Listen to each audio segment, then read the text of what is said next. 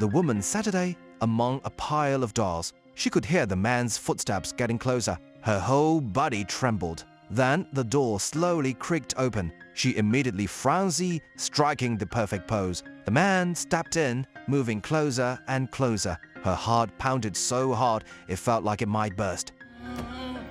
She exhaled quietly. The man picked up one of the dolls he had captured, gently stroked its face, then slowly lifted its clothes. Just then, the doll made a sound. The man's expression darkened. He grabbed his fingers and twisted them backward, then pulled out a flamethrower, burning the doll's arm without hesitation.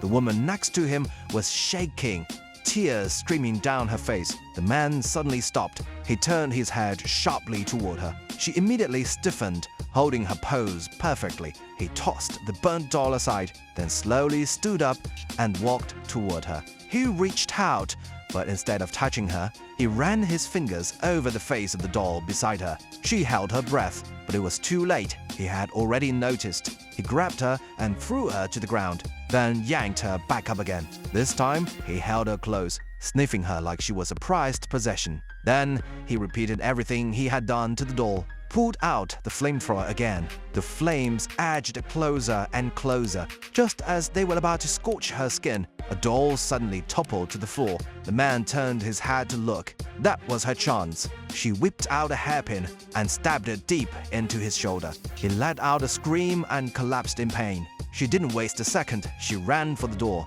but right outside stood his mother. She barely had time to react before the man yanked her by the hair, dragging her back inside. Then he started beating her mercilessly. She reached out, grabbed the typewriter, and slammed it over his head. Once, twice, until he was out cold. She quickly searched his pockets, found the key, unlocked the basement door. Inside, she found her sister. She pulled her up, and they ran. But just as they reached the hallway, the mother appeared again. They ducked behind the door. The woman seemed to sense something. Step by step, she moved toward them. Just as she was about to reach them, the man upstairs started slamming the floor in a fit of rage. His mother immediately rushed to him. That was their chance. The sisters bolted out of the house, climbed over the fence, and ran for their lives.